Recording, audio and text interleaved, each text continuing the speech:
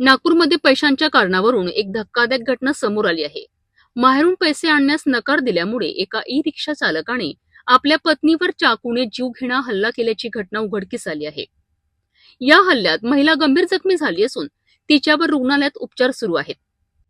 नागपूरमधील वाठोडा पोलीस ठाण्याच्या हद्दीत असलेल्या न्यू सूरजनगर परिसरात ही धक्कादायक घटना घडली आहे। पोलिसांकडून मिळालेल्या माहितीनुसार शब्बीर अब्दुल निसार शेख वय 35 असे आरोपी पतीचे नाव असून तो ई रिक्षा चालक आहे। आरोपी शब्बीरला स्वतःचा ई रिक्षा खरेदी करायचा होता। त्यासाठी तो आपल्या पत्नी 26 वर्षीय सोनम हिच्यावर माहेरून पैसे आणण्याकरिता सतत दबाव टाकीत होता। या कारणावरून पती पत्नीमध्ये वारंवार वाद होत असल्याची माहिती समोर आली आहे। घटनेच्या दिवशीही आरोपींनी पत्नीला माहेरून पैसे आणण्याच्या कारणावरून वाद घातला। वाद वाढताच आरोपींनी संतापाच्या भरात पत्नीवर चाकूने हल्ला केला। या हल्ल्यात सोनम गंभीर जखमी झाली। महिलेचा आरडाओरड ऐकून परिसरातील नागरिक आणि शेजारी तत्काळ घटनास्थळी धावलेत। शेजाऱ्यांनी तातडीने जखमी महिलेला रुग्णालयात दाखल केले, जिथे तिच्यावर सध्या उपचार सुरू आहेत। घटनेची माहिती मिळताच वाठोडा पोलिसांनी घटनास्थळी पोहोचून तपास सुरू केलाय। या प्रकरणी आरोपी पतीविरुद्ध खुनाचा प्रयत्न केल्याचा गुन्हा दाखल करण्यात आला असून पुढील तपास पोलीस करीत आहेत।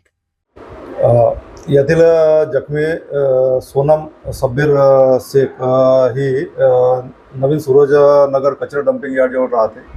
तिचा पती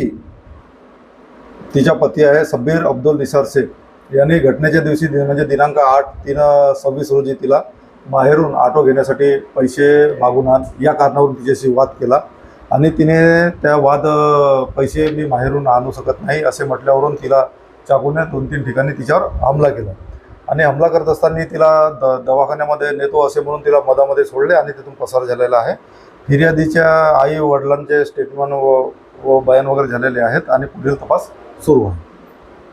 यातील शब्बीर अब्दुल निसार शेख याच्या पोलीस रेकॉर्ड पाहिले असता तशा प्रकारचा कोणत्याही प्रकारचा गुन्हा त्याच्यावर दाखल नाही आहे आणि क्रिमिनल रेकॉर्ड नाही आहे।